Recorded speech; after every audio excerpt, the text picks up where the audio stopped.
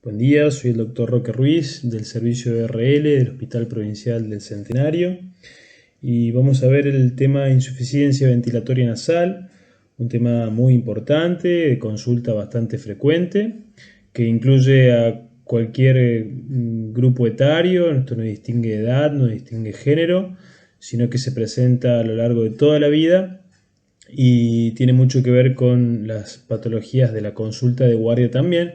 Por eso es tan importante poder diagnosticarla como para tratar, como para poder derivar al especialista.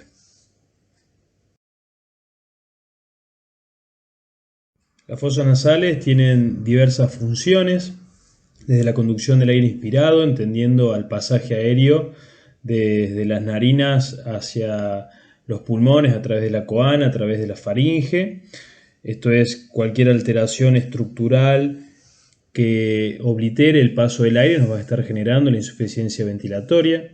El calentamiento, la humidificación del aire y la filtración, o sea, la purificación del aire que ingresa a la fosa nasal, es una de las funciones más importantes que tiene la fosa nasal.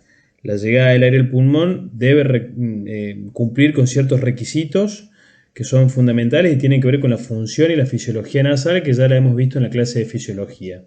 Pero tanto la alteración en la conducción del aire como la alteración en el calentamiento, humidificación y filtración van a estar generándole a nuestro paciente una alteración en la percepción del pasaje aéreo a través de las fosas nasales. Y esto es importante que lo tengamos en cuenta porque cualquiera de estas alteraciones funcionales le va a generar al paciente los síntomas de la insuficiencia ventilatoria. Habiendo entendido la importancia de la fisiología nasal, las funciones que acabamos de mencionar recién, de eso desprendemos la definición de insuficiencia ventilatoria. Decimos que es el cuadro ocasionado por la dificultad al pasaje del aire o el incompleto condicionamiento de este aire que pasa a través de la fosa nasal, dejando una hematosis inadecuada a nivel pulmonar.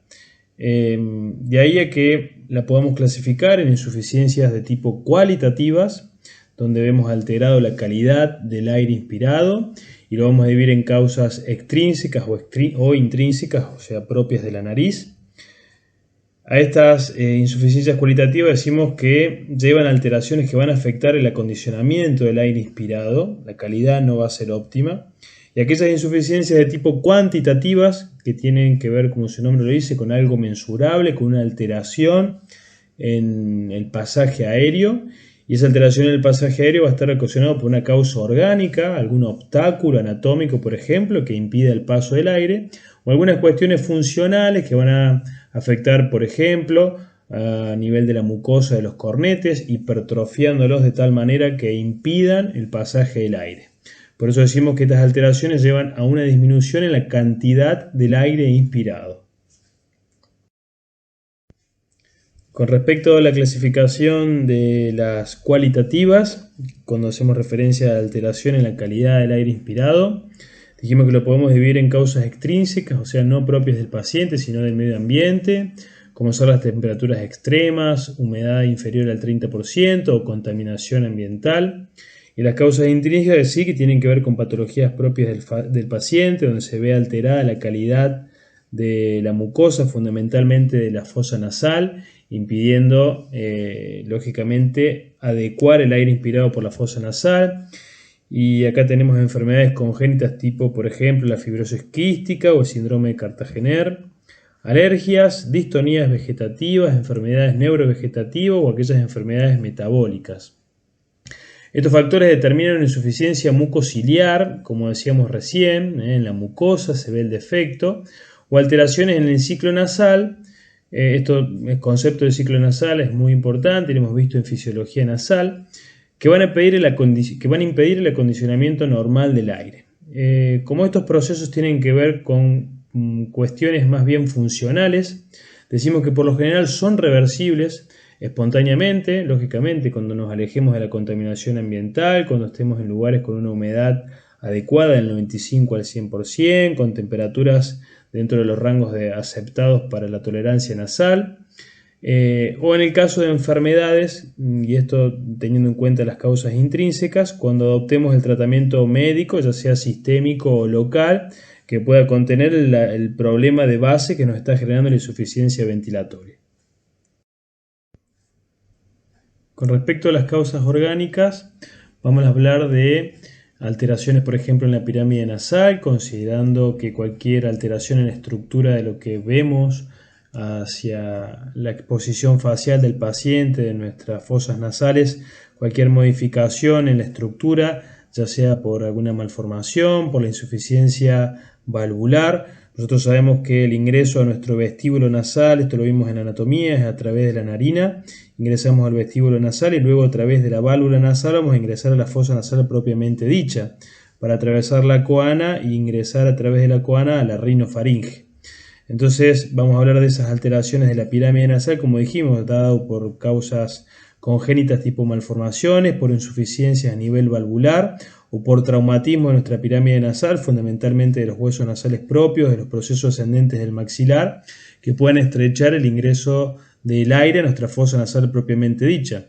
Si nos metemos adentro de la fosa nasal propiamente dicha, las alteraciones las vamos a denominar lógicamente intranasales, patologías propias del tabique que son muy frecuentes, desviaciones, perforaciones, hematomas de tabique, por ejemplo, tumores.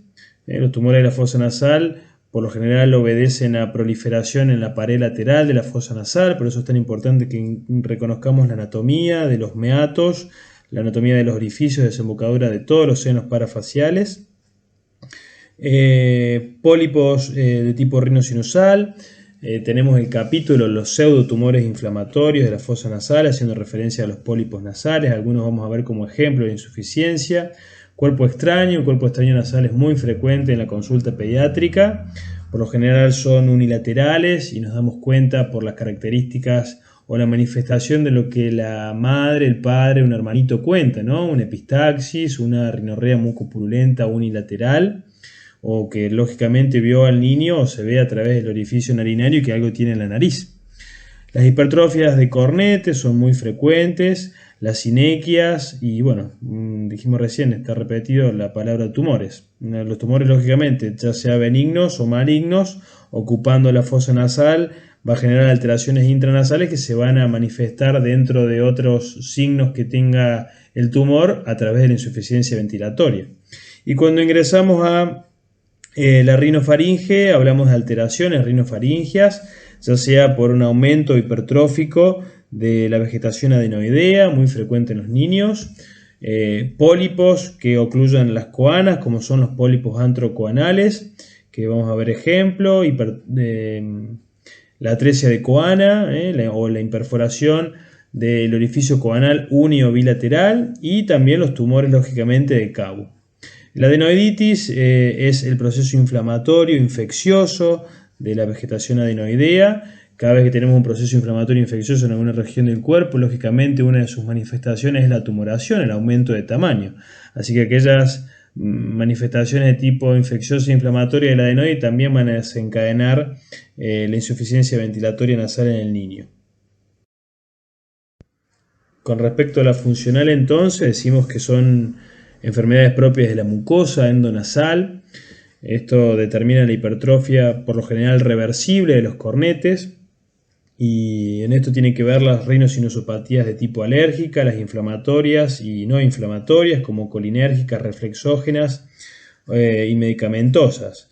Esto pertenece a un gran capítulo que es la rinosinusopatía no tumoral, que son aquellos procesos inflamatorios y no inflamatorios que afectan nariz y senos paranasales, generando esto, lo que hablamos recién, una alteración estructural o una alteración en la función mucociliar, y esto va a ser percibido por el paciente como una insuficiencia ventilatoria. La medicamentosa es un ejemplo muy típico y lo vemos a diario. Por lo general se da en pacientes que, además de tener esta insuficiencia ventilatoria funcional, tienen una causa orgánica, o sea que son en realidad causas mixtas, en donde, por ejemplo, devenido de un traumatismo, devenido de una mala ventilación crónica por una desviación de tabique, son grandes consumidores de gotas nasales o de spray nasal con vasos constrictores o antihistamínicos, que eso a mediano o largo plazo va generando una atrofia de la mucosa. Entonces, lógicamente, la función mucociliar se ve alterada y el paciente, aparte de tener una alteración orgánica, estructural, tiene una alteración a nivel de la mucosa. y esto aumenta en el paciente la insuficiencia de tipo ventilatorio. Bueno, vamos a empezar a clasificarlas según la edad, haciendo referencia a los lactantes. Hacemos hincapié en lo que son las malformaciones. La imperforación de coana uni o bilateral, si bien son infrecuentes, son las que más vemos. Como dijimos, las imperforaciones de coana pueden ser uni o bilaterales. Las unilaterales, a veces ni siquiera nos hacemos el diagnóstico en el recién nacido, sino que la mamá consulta al tercer o cuarto año de vida del niño por una rinorrea mucosa, no purulenta. Esto es importante porque es un diagnóstico diferencial con un cuerpo extraño. El cuerpo extraño es una rinorrea unilateral mucopurulenta y esto es una rinorrea no purulenta. Como les digo, muchas veces pasa imperceptible porque la otra fosa que tiene permeable el niño le es suficiente como para crecer, desarrollarse y respirar. Y bueno, sí, las imperforaciones bilaterales son incompatibles prácticamente con la vida. El periodo más crítico es durante las 3 primeras semanas de vida. El niño, lo sabemos porque lo hemos visto en las clases de laringe, es un respirador nasal obligado porque come por la boca y respira por la nariz. Tiene la laringe ascendida con respecto al adulto. Ese cartílago epilótico que está pegado atrás del velo del paladar hace que el niño pueda tomar la teta y respirar al mismo tiempo por la nariz, o sea, respira por la nariz, toma la teta por la boca y no tiene necesidad de desprenderse de la teta de la madre para poder respirar, ¿no? Y esto nos damos cuenta del adulto. Uno quisiera tomarse un litro de gaseosa de agua cuando tiene mucha sed y sabemos que no podemos, tenemos que frenar para respirar. En el niño esto no pasa. Entonces, que el niño tenga una imperforación bilateral de las coanas es un problema de vida que lógicamente tenemos que diagnosticarlo para poder solucionarlo. Las fisuras nasovelopalatinas en meningoencefaloceles son infrecuentes. Las rinitis agudas específicas, difteria, luética, agudas inespecíficas tipo bacterianas y virales son de tratamiento médico. El otorrino muchas veces ni llega a la consulta. Con respecto a la infancia, la hipertrofia adenoide, esto es muy frecuente. La hipertrofia de cornetes por rinosinusitis o alergia, lo mismo, atresia de coana unilateral, como decíamos recién, y el cuerpo extraño. Estos son consultas de alta frecuencia en guardia de pediatría, por eso es importante que conozcamos este tipo de patologías generadoras de insuficiencia ventilatoria, como para poder diagnosticarla y poder tratarla. Con respecto a la adolescencia y adultez, los traumatismos del macizo facial son realmente frecuentes. Esto genera fracturas o hematomas de tabique. La fractura de los huesos propios, el proceso ascendente del maxilar son realmente frecuentes en la adolescencia y la adultez. Aquellos pacientes que hacen deporte de contacto, rugby, fútbol, básquet, artes marciales. Los traumatismos devenidos de los accidentes automovilísticos. Por eso es tan importante en la guardia conocer esto. Esto lógicamente lo vamos a ver más adelante, pero con las placas de guardia podemos dar cuenta de este tipo de lesiones, o la tomografía que hoy por hoy está al alcance de cualquier hospital y que no solamente está asociado a la fractura de tabique de huesos propios, sino a compromisos de tipo más severo como los orbitarios, como los de base de cráneo, ¿no? La hipertrofia de cornete, la hipertrofia adenoidea, que también se ve en este grupo etario. Una adenoides que nos bloquea las coanas en un adolescente, nos hace pensar en algún problema de inmunodeficiencia. Acá se hace prioritario el test de HIV en nuestro paciente. Las alergias, los pólipos y bueno, lógicamente los tumores, ya sea benignos o malignos, que empiezan a aparecer a partir de la adolescencia y la adultez. Con respecto a las manifestaciones clínicas, la insuficiencia ventilatoria de tipo cuantitativa, nuestro paciente es un respirador bucal. Las inspiraciones nasales son bruscas, profundas, cortas, refiere sequedad de garganta permanente. Muchas veces el paciente consulta, lleva varios años de su vida quizá acostumbrado a no respirar por la nariz, consulta por sensación de cuerpo extraño en hipofaringe, por sequedad de garganta, por faringitis crónica, cuando en realidad el gatillo de todos estos problemas es la insuficiencia ventilatoria nasal. La ventilación es ruidosa e incluso le modifica el timbre de la voz. No hay una resonancia a nivel de la nariz, de los senos paranasales de la voz, y genera lo que se denomina la rhinolalia cerrada, que es lo que le estoy simulando ahora al taparme el vestíbulo nasal. No ingresa aire en la fosa nasal, y este tipo de voz, que es bastante característico cuando uno está en el interrogatorio del paciente, ya puede dar cuenta del bloqueo nasal. Las de tipo cualitativas son aquellas que le generan al paciente, por ejemplo, la incapacidad para realizar actividad física, eso lleva a la fatiga inmediatamente, con síntomas neurovegetativos típicos como la taquicardia, la taquipnea, y como decíamos al principio, no logramos una hematosis adecuada, entonces nuestro paciente que genera mínimos esfuerzos va a empezar a notar calambres enseguida.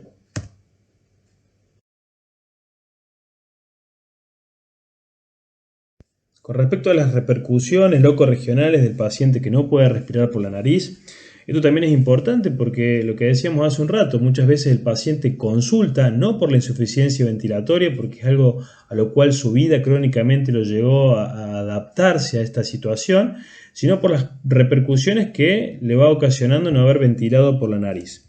Como por ejemplo a nivel de los senos paranasales, las sinusopatías. La sinusitis crónica con sus reagudizaciones en sinusitis aguda tiene mucho que ver, por ejemplo, con desviaciones septales, con cornetes medio bullosos que bloquean el drenaje normal o natural de los senos paranasales con la consecuente sinusopatía. La faringe, la faringopatía, la faringitis crónica, el paciente que consulta por sensación de cuerpo extraño, por un dolor crónico de la faringe, y esto es aquel paciente que no usa la nariz para respirar y que usa la boca para respirar, y la orofaringe no está adaptada para la respiración. O sea que el paciente en realidad cuando viene y consulta por ese dolor crónico de garganta debemos investigar la insuficiencia ventilatoria. El árbol respiratorio bajo es muy frecuente la asociación de las laringotraqueobronquitis crónicas con recurrencias, reagudizaciones en aquellos pacientes que lógicamente, como decíamos al principio, el aire no se calienta, no se humidifica, no se purifica en la nariz, ingresa por la boca, llega al árbol respiratorio bajo en muy malas condiciones y esto genera la hiperreactividad bronquial de nuestro paciente. En los oídos, la otitis media aguda o la otopatía serosa, la dificultad que tiene la ventilación hacia el cabo en el oído medio, devenido de que no ha ventilado por su fosa nasal, genera problemas crónicos a nivel del oído. Lo mismo, muchas veces el paciente consulta por una hipoacusia de tipo uni o bilateral. Hacemos el diagnóstico, por ejemplo, de moco en el oído, decimos este paciente tiene una otitis media de tipo serosa y cuando investigamos al paciente, el paciente tiene un bloqueo nasal por lo cual no ha permitido la ventilación del oído medio. El macizo facial, la atresia del maxilar superior, el paladar ojival, la mala oclusión dentaria. Esto tiene que ver, por ejemplo, con lo que denominamos la fascia adenoidea, que lo vamos a ver más adelante. Aquellos niños que han sido respiradores bucales por el bloqueo de su hipertrofia adenoidea, no han respirado por la nariz y han tenido un mal desarrollo del macizo facial, con la consecuente, por ejemplo, mala implantación dentaria. Estos niños tienen que hacer tratamiento con ortodoncia y muchas veces nos llega la consulta derivado del odontólogo. O sea que recién el odontólogo es aquel que se dio cuenta de que el niño era un respirador bucal. Con respecto al tórax y columna, cifosis, escoliosis devenida de la mala ventilación. El paciente posiciona su cuello para poder respirar por la boca y eso le genera a nivel cuando va pasando el tiempo, alteraciones a nivel de la columna. Cuando pedimos una placa de cráneo de perfil, cuando estudiamos un CAUM, vemos la rectificación que le genera a nuestro paciente a nivel de la columna cervical. Los trastornos reflejos como cefalea, espasmos bronquiales, tienen que ver con lo que dijimos recién, asociado a cuadros, por ejemplo, de sinusalgias. Estas sinusalgias generan cefalea, el paciente consulta al neurólogo por cefalea, el neurólogo es quien hace el diagnóstico, por ejemplo, de una sinusitis. O sea que la mala ventilación nasal genera un montón de problemas alrededor de nuestra fosa nasal, que muchas veces son el motivo inicial de la consulta. Por eso, cuando estudiamos senos paranasales, faringe, árbol respiratorio bajo, oído, macizo facial, alteraciones de columna cervical o trastornos reflejos en cabeza y cuello, pensemos siempre que el gatillo de estos problemas puede estar en la fosa nasal. Con respecto a la clínica, las formas clínicas, los bloqueos pueden ser unilaterales o bilaterales, como dijimos, por ejemplo, el ejemplo de la atresia de Coana, parciales o totales, puede haber parte de la nariz bloqueada, el paciente puede dar cuenta cuando se da el ciclo nasal, cuando se bloquea una nariz y se abre la otra, y se da cuenta que a veces respira mejor de una que de la otra fosa nasal, y te lo dice en la consulta. Los bloqueos pueden ser de modo brusco o progresivo. El paciente con un bloqueo brusco se da cuenta, la mamá se da cuenta cuando el nene empieza a roncar y antes no roncaba, cuando el nene asociado al ronquido tiene una epistaxis de hace 3 días en una fosa nasal, y esto es muy típico de los cuerpos extraños, por eso digo algo brusco.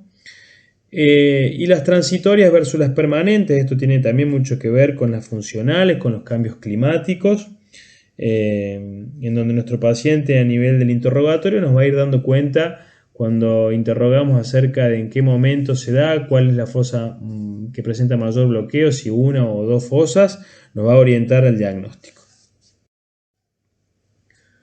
Entonces decimos que la anamnesis, como en cualquier capítulo de la medicina, es fundamental. Vamos a poder darnos cuenta y orientarnos acerca de cuál es el problema de nuestro paciente. Luego, lógicamente, vamos a examinar a nuestro paciente, vamos a realizar el examen físico, la rinoscopía anterior, el examen completo de cavidad oral y orofaringe, la palpación cervical, la palpación de estructuras de cabeza y cuello. Y luego nos vamos a hablar de aquellos estudios complementarios que para el otorrino son muy válidos y muy importantes, como las placas radiográficas que pedimos en guardia, la mentonasoplaca, la frontonasoplaca, un cráneo de frente, un cráneo de perfil, la placa de Kabum. La tomografía hoy por hoy, como decíamos al principio de la clase, que está al alcance de cualquier hospital, de cualquier sanatorio, es un estudio de alta complejidad y es prácticamente un atlas de la anatomía de nuestro paciente. Con una tomografía podemos hasta diseñar la cirugía que vamos a hacer en el paciente. La nasofibrolaringoscopía es el ojo del otorrino dentro de las fosas nasales. Le diría que es el estudio número 1 para estudiar las fosas nasales, por eso vamos a ver muchas fibroscopías a lo largo de la clase. La rinodebito-manometría es un estudio funcional que mide flujo y presión de fosa nasal y podemos dar cuenta a través de la rinodebito-manometría a dónde está el bloqueo de nuestro paciente. Y como dijimos, la tomografía, que es un excelente complemento, y en algunos casos, cuando queremos estudiar, por ejemplo, tumoraciones de partes blandas, la resonancia es un muy buen complemento.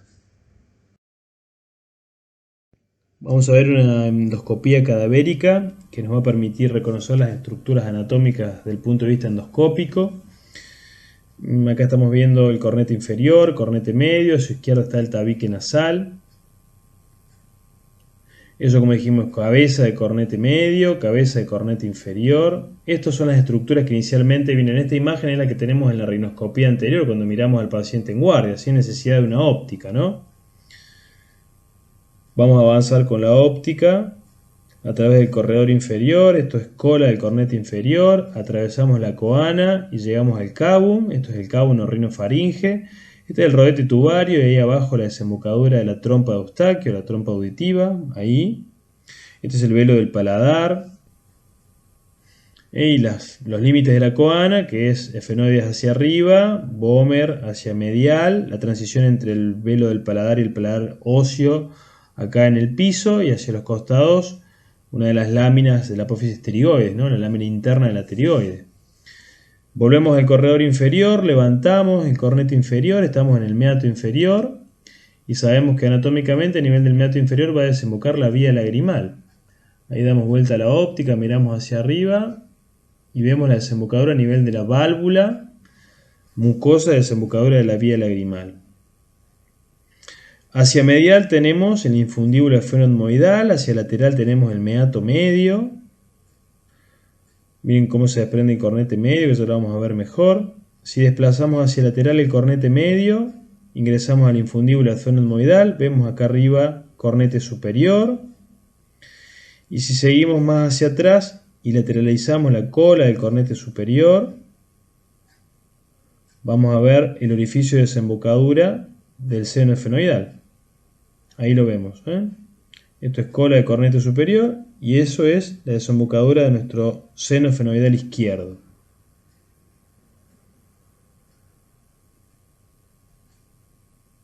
Tabique, cornete superior, cornete medio.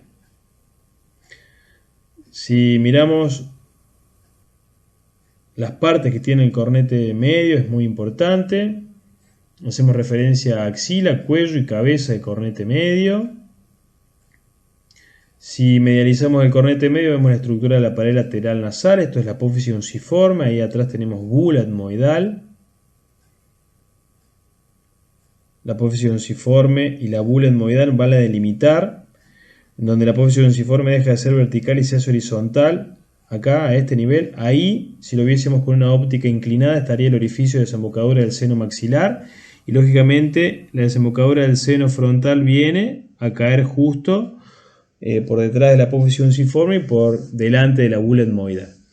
Esto es un poco para que reconozcamos la anatomía de las estructuras endoscópicas nasales, para que podamos ver endoscopías ahora patológicas con bloqueo de fosa nasal. Respecto a aquellas causas orgánicas que tienen que ver con la insuficiencia ventilatoria por alteración de la pirámide, dijimos que los tres grandes grupos son las malformaciones, la insuficiencia valvular y los traumatismos. Con respecto a las alteraciones malformativas, les muestro un ejemplo de lo que denominamos o se denomina el síndrome de Binder, que es una displasia maxilonasal. Se caracteriza el síndrome por una hipoplasia nariz maxilar, un ángulo nasofrontal plano, senos frontales hipoplásicos, una ausencia de la espina nasal anterior, una columela corta y un ángulo nasolabial agudo. El tratamiento de estos pacientes puede ser un tratamiento ortodóntico o quirúrgico. Esto va a depender del caso y de la edad y la insuficiencia de nuestro paciente. Les muestro una plaquita de perfil de nuestro paciente. Es un niño recién nacido. Vemos una hipoplasia, como decíamos, de las estructuras nasales y maxilar superior. En la tomografía en un corte sagital se ve lo mismo. Con respecto a la permeabilidad nasal, dentro de la fosa nasal propiamente dicha, la permeabilidad está conservada, no hay atresia de coana, la perforación coanal es normal. Vemos incluso las narinas, los orificios narinarios normales. Como decíamos recién, el tabique nasal, cornetes inferior, medio y superior permeable, los meatos permeables. Y esta es la foto de nuestro paciente.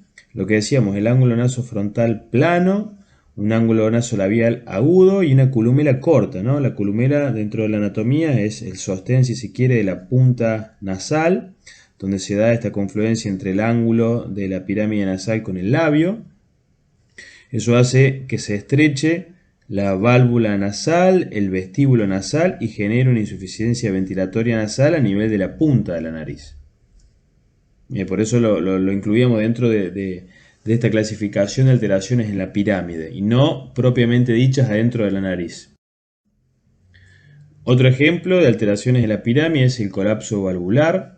El colapso de la válvula nasal durante la inspiración puede ser estático, o sea, una alteración anatómica, o puede ser algo dinámico, donde las paredes de la fosa nasal se colapsan durante la inspiración.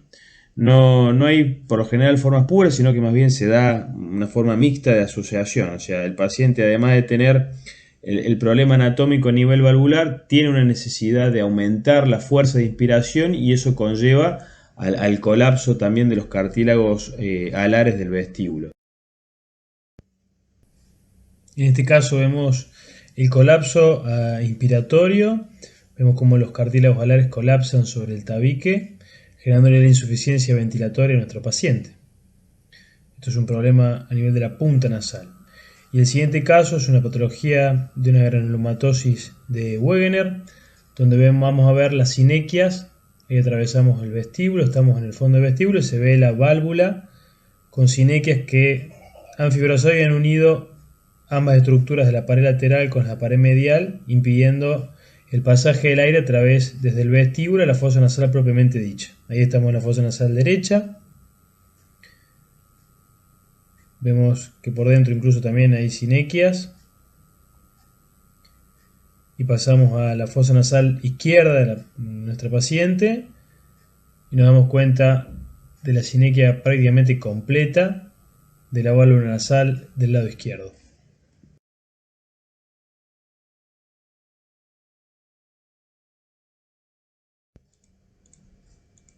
En la fibroscopía que veíamos recién, veíamos cómo el paciente al inspirar colapsa sus alas nasales y no permite el ingreso del aire a través de las narinas al vestíbulo.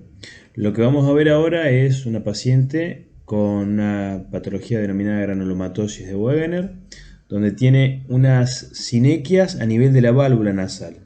Este orificio que nosotros vemos de apertura al ingreso del vestíbulo es el que denominamos narina, y si miramos más en la profundidad, en el interior del vestíbulo tenemos otro orificio allá en la profundidad que es la válvula nasal. Acá lo estamos viendo en el cadáver, dilatando la narina, la válvula nasal, que es el ingreso desde el vestíbulo a la cavidad nasal propiamente dicha. La nasal va a tener el tabique hacia medial, hacia lateral va a tener la unión entre el cartílago alar y el cartílago triangular, y en el fondo de la válvula va a estar la cabeza del cornete inferior. Esta es la porción, si se quiere, más estrecha de la fosa nasal, constituye el ingreso ventilatorio de la fosa nasal y tiene un ángulo normal entre 10 y 15 aproximadamente. Si disminuye ese ángulo, lógicamente empieza a ser evidente por el paciente la insuficiencia ventilatoria.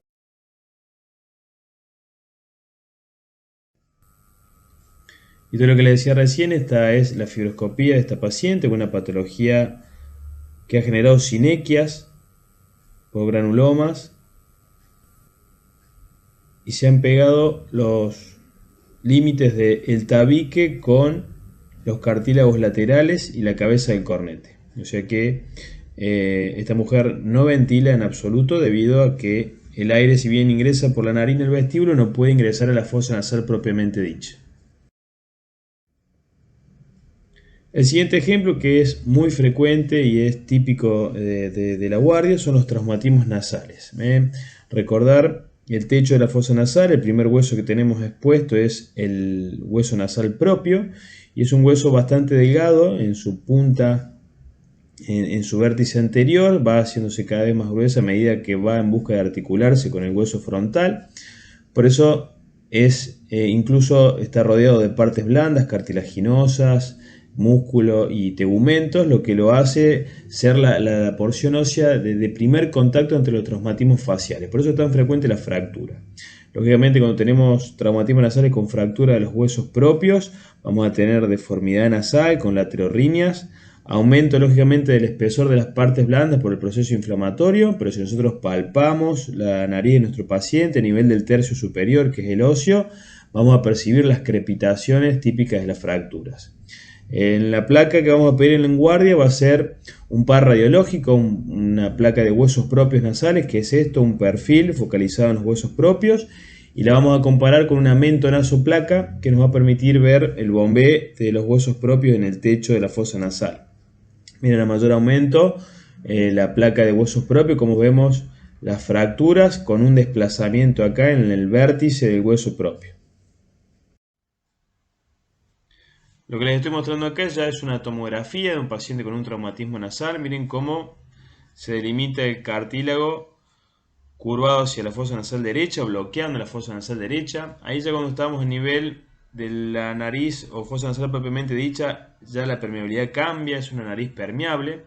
Pero ahí estamos volviendo hacia la punta y miren cómo producto de las fracturas que tenemos de los huesos propios a este nivel y en los procesos ascendentes del maxilar. Esto es la abertura piriforme, esto es hueso maxilar. Tiene fracturas conminutas y esas fracturas conminutas han hecho fracturar el tabique y han hecho que ese tabique se desplace hacia la fosa nasal. Este paciente tiene una laterorrinia, una rinodeformación en su pirámide nasal, con la consecuente desviación del tabique y bloqueo de la fosa nasal. Este es el mismo paciente en una visión, dos fotos fibroscópicas de ambas fosas nasales. Miren lo que les decía, el tabique totalmente en contacto con el cornete, el tabique totalmente en contacto con el cornete. Y miren la característica de la mucosa. Estos son lesiones atróficas por abuso medicamentoso, debido a que lógicamente un paciente con un traumatismo y una rinodeformación, o sea, una alteración de la pirámide nasal que le imposibilita la normal función ventilatoria, es un paciente que recurre todo el tiempo a gotas nasales para poder intentar respirar algo, descongestionando la mucosa de los cornetes. Entonces clasificamos a la fractura de huesos propios en fracturas unilaterales, haciendo referencia a aquella fisura del hueso sin desplazamiento por lo general son aquellas fracturas que se dan en un solo hueso propio. Las fracturas bilaterales ya son mucho más importantes, esta es la más frecuente de todas, se da por golpes de mayor magnitud y provoca una desviación de toda la nariz. Acá vemos una gran deformación en la pirámide nasal de nuestro paciente. Las fracturas mixtas son incluso más importantes que las que nombramos recién, debido a que son fracturas conminutas que comprometen tanto la pirámide como el tabique y le dan a la nariz un aspecto de aplanado, como si el golpe frontal hubiese reducido toda la pirámide nasal hacia su base de implantación en el proceso maxilar. La clínica, lógicamente, un paciente que se presenta con dolor, epistaxis. La epistaxis suele ser a veces autolimitada y a veces tenemos que hacer un tratamiento para frenar el sangrado. La rinodeformación que dijimos que presenta el paciente, que puede ser a modo de una laterorriña, donde vemos la nariz desviada, o una nariz aplanada, dependiendo de la característica de la fractura, como decíamos recién. Y lógicamente por el edema y por la lateralización del vestíbulo, narinas y válvula nasal, la obstrucción de la vía aérea que genera la fractura de huesos propios, ¿no? Las placas que vamos a pedir, dijimos en guardia, huesos propios y mento-nasoplaca, y si ya estamos estudiando un paciente con sospecha de fractura orbitaria, con sospecha de compromiso del macizo craneofacial, con sospecha de compromiso de base de cráneo, prima pedir una tomografía a nuestro paciente. Estas tomografías son tomografías sin contraste, estamos estudiando y buscando huesos fracturados, o sea que realmente no requiere complejidad y hoy por hoy está al alcance de cualquier centro de complejidad. El tratamiento, dijimos, para este tipo de situaciones, si las fracturas son unilaterales sin desplazamiento, tratamiento médico, hielo local, o sea, un tratamiento local con hielo y antiinflamatorios. Si palpamos el tercio superior de la nariz y no notamos ninguna crepitación, nada que nos asimile a una fractura, nos quedamos tranquilos y le damos al alta. Si nos queda duda del paciente, instruimos un tratamiento médico con antiinflamatorio y hielo local y lo controlamos a las 48-72 horas cuando disminuye el edema y el hematoma que genera la lesión de los vasos de la pirámide nasal.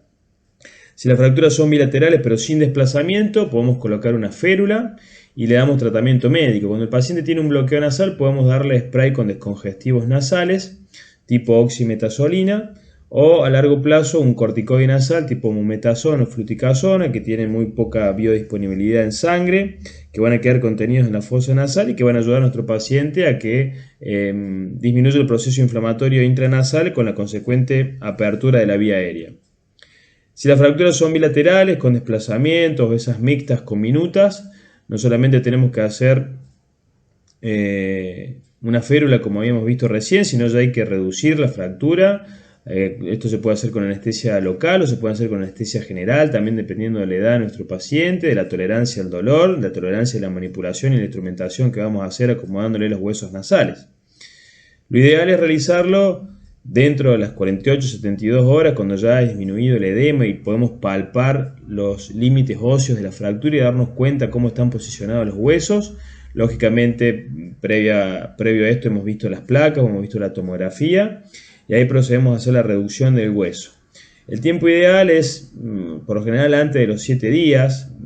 Algunos autores consideran que podemos realizar reducciones hasta los 10-14 días. De hecho, lo hacemos en aquellos pacientes que consultan tardíamente y la fractura se puede reducir.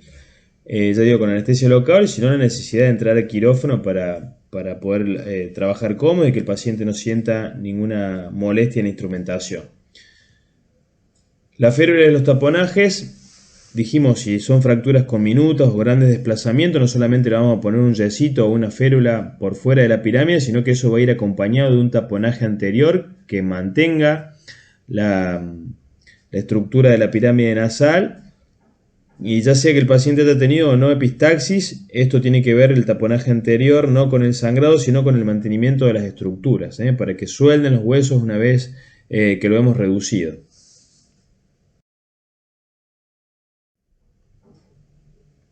Vamos a pasar al siguiente campo de las orgánicas, haciendo referencia a las alteraciones intranasales, a los problemas propiamente dichos de las fosas nasales. Y lo dividíamos en patologías del tabique, cuerpo extraño, hipertrofia no reversible de cornetes, sinequias, pólipos rinosinusales y tumores, ya sea benignos o malignos. La desviación septal es algo realmente frecuente en la consulta otorrinolaringológica.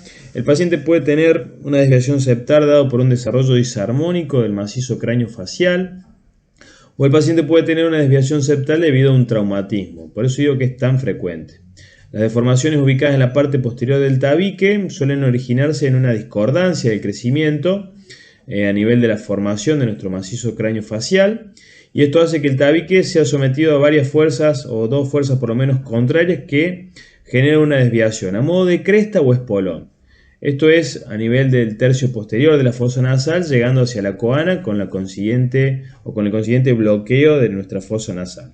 Y aquellas deformaciones devenidas de los traumatismos son deformaciones más bien de la porción anterior, de la porción cartilaginosa de nuestro tabique, y a eso lo denominamos luxaciones. Y tiene que ver con un traumatismo que ha desplazado el cartílago que se sostiene sobre la espina nasal anterior adelante, sobre la espina del maxilar hacia su piso, y el producto del golpe, esa desviación del tabique ha hecho o hace que se descalce de su sostén a nivel de la espina y quede hacia una u otra fosa bloqueando el paso del aire.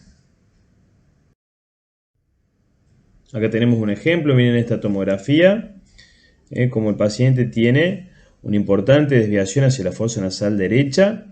Esto, si nosotros analizamos las estructuras, vemos esto es órbita, esto es seno maxilar, esto es la lámina papirácea, esto es la pared intersinuso nasal, o sea, entre seno maxilar y fosa nasal. Esto es cornete inferior, cornete medio, parte allá arriba del cornete superior y estructuras de etmoides. Estos son celillas etmoidales. Miren una celilla etmoidal, una bula muy disminuida de tamaño con respecto a la contralateral.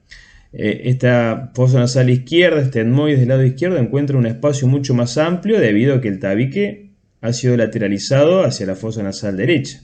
Entonces, si vemos la simetría que tiene, si bajamos desde la apófisis crista gali en busca de la espina nasal acá abajo, nos damos cuenta de la total desviación con el bloqueo de la fosa nasal derecho.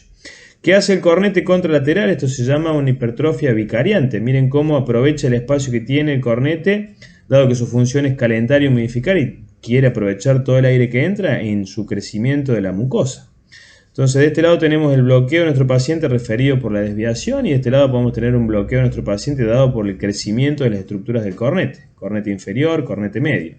Miren la disposición paradojal de este cornete medio. Esto tendría que ser una coma mirando hacia afuera, una concavidad hacia lateral y una convexidad hacia medial. Y sin embargo, está alterado su crecimiento y tiene una forma totalmente contraria.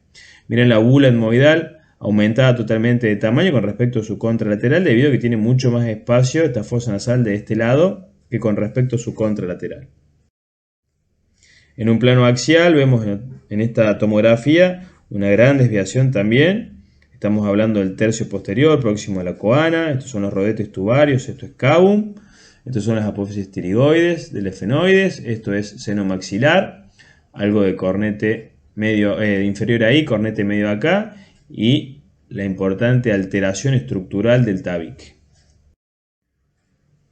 Bueno, miren esta desviación septal ahí, en la fosa nasal izquierda. Fosa nasal derecha permeable, esto es el cornete inferior, esto es tabique. Ahí vemos el cornete medio. Acá hay un crecimiento, si se quiere, leve del cornete inferior, pero acá tenemos una desviación importante que impacta sobre el cornete inferior y lo torna paradojal. Y miren cómo está apoyado sobre el cornete medio, bloqueando también el corredor medio, que es el más importante desde el punto de vista inspiratorio. En este otro paciente, este es el tabique, este es cornete inferior y medio de la fosa nasal derecha, una fosa nasal también permeable.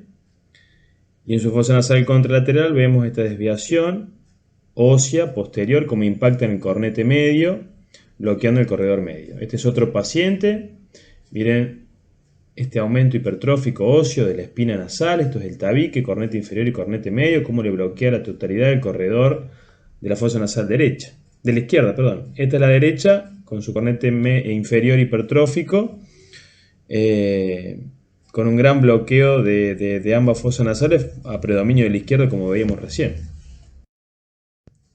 Y el tratamiento de la desviación septal es quirúrgico. A nuestro paciente podemos ofrecerle inicialmente hasta la intervención quirúrgica algún tratamiento médico de sostén como para que pueda mejorar su situación, pero sabiendo que esto no va a ser reversible salvo con una cirugía, porque esto es un defecto anatómico que hay que corregir y volver a la morfología normal de los corredores ventilatorios. Nosotros sabemos que el corredor medio es el más importante desde el punto de vista inspiratorio y el corredor inferior desde el punto de vista expiratorio. Entonces cualquier espolón, cualquier luxación que esté bloqueando entre el cornete inferior y el tabique, entre el cornete medio, meato medio y tabique, va a significar a nuestro paciente una insuficiencia ventilatoria nasal. El hematoma de tabique y su consecuente absceso septal cuando se ha infectado ese hematoma es muy frecuente de ver, es consecuente a un traumatismo. La sospecha clínica debe establecerse en aquel paciente que consulta luego un traumatismo nasal y que de forma brusca siente la obstrucción nasal. Esto en un adulto que nos puede relatar lo que le ha pasado. En un niño debemos ser minuciosos en la exploración. En cualquier niño en el cual consulte por un traumatismo facial debemos inspeccionar la fosa nasal y ver si no hay un hematoma de tabique. Y digo esto como importante porque esto sí es una urgencia otorrinolaringológica que tenemos que drenar en menos de 48 horas para que nuestro tabique no sufra. Nuestro tabique se irriga por imbibición el cartílago cuadrangular y si se separa la mucosa del cartílago por este espacio en esta cavidad virtual que ocupa el hematoma, va a restringir de nutrición al cartílago y este cartílago se va a necrosar. Por eso digo que esto es una urgencia que tenemos que resolverla antes de las 48 horas. La resolución es con una incisión, se coloca un drenaje y un taponaje anterior compresivo, mínimo 72 horas. Y esto es lo mismo, podemos hacerlo con anestesia local o con anestesia general, dependiendo de la edad de nuestro paciente y la tolerancia al dolor. Cuando sospechamos que ese hematoma se ha infectado, el paciente tiene que ser ingresado, internado con antibiótico-terapia endovenosa porque es un cuadro infectológico que se está dando en una zona de alto riesgo infectológico, como es el triángulo peligroso de nuestra cara. Los drenajes de la pirámide nasal pueden terminar a nivel de los senos cavernosos con la consecuente diseminación de una infección que en principio es controlable y que puede tornarse bastante peligrosa.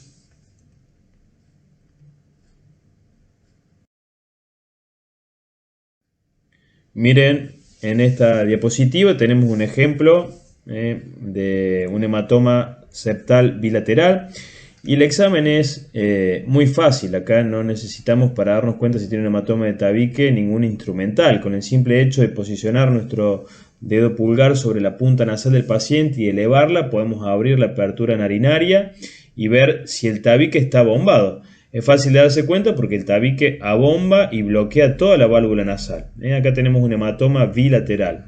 En esta otra diapositiva, un hematoma unilateral de la fosa nasal izquierda. Miren esta fibroscopía de este niño, lo que les decía. Cómo se ve el abombamiento del tabique y cierra toda la válvula nasal. O sea que tiene una insuficiencia ventilatoria. Esto es tabique totalmente abombado y pegada a la mucosa del tabique hacia las estructuras de la pared lateral nasal. Ahí no veo el cornete inferior en el fondo, no veo nada endonasal. Y de su otra fosa, lo mismo. Un abombamiento del tabique que bloquea toda la narina. A esta altura debería ver la cabeza del cornete inferior y en el fondo la corredera inferior y no la veo por el abombamiento que genera. Esto es una urgencia otorrinolaringológica. Digo una urgencia que tenemos que drenar si es un hematoma para evitar la necrosis de nuestro cartílago y si es un absceso tenemos que drenar y tratar adecuadamente el proceso infeccioso. Otra causa de insuficiencia ventilatoria de origen septal son las perforaciones septales.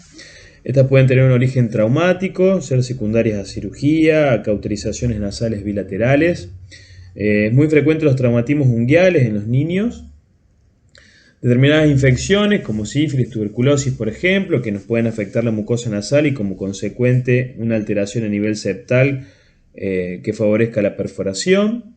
Algunos fármacos, estamos haciendo referencia a los vasoconstrictores nasales, oximetazolina, nafasolina de uso crónico y a altas dosis pueden favorecer la necrosis de la mucosa y necrosis del tabique. Y los tóxicos como la cocaína, que es muy frecuente de ver, en la población joven, adulta, con abuso de sustancias, vemos las perforaciones septales devenidas del abuso de la cocaína. Si la perforación es de pequeño tamaño, suele ser asintomática, el paciente no presenta molestias, salvo que esa perforación empiece a aumentar de tamaño, se torne activa. Eso va a alterar el flujo, va a pasar de ser un flujo laminar a ser un flujo turbulento permanentemente. Entonces, por más que los corredores inspiratorios sean permeables, el aire ingresa por ambas fosas nasales y genera un flujo que atraviesa la perforación y eso hace que se torne turbulento y no llegue con la cantidad y calidad que necesitamos que llegue hacia la coana para poder pasar a la vía aérea inferior. El paciente lógicamente va a sentir esa insuficiencia ventilatoria y ese flujo turbulento va a ir desgastando los bordes de la perforación y eso va a generar epistaxis y formación de costras. O sea que el paciente es concurrente con respecto a epistaxis, bloqueo nasal por costras y es un paciente que tiene que estar en constante tratamiento con humidificación. Al paciente le damos incluso tratamiento con vaselina sólida y humidificantes de la vía de la fosa nasal para disminuir la formación de costras y la consecuente sobreinfección de estas costras y las epistaxias en nuestro paciente. Miren esta perforación septal, como vemos ambos cornetes, cabeza y cornetes inferiores a través de la perforación. Miren esta otra perforación con los bordes posteriores con costras y una epistaxis activa. Bien anterior, vemos cornete medio de la otra fosa. Ahora la vemos de este lado, miren las costras del borde. Esto hace que la perforación sea activa, que vaya aumentando todo el tiempo de tamaño, sangrando, con la posibilidad de sobreinfección. Miren otra perforación de mayor magnitud, prácticamente de la totalidad del cuadrangular. Miren esta otra perforación, con muchas más costras de lo habitual. Ahí la vemos en la fosa nasal derecha. Miren esta otra perforación, prácticamente todo el cartílago. Estamos viendo acá el vómer recubierto y parte del etmoide recubierto por mucosa. Ambos cornetes medios. Los cornetes inferiores resecados.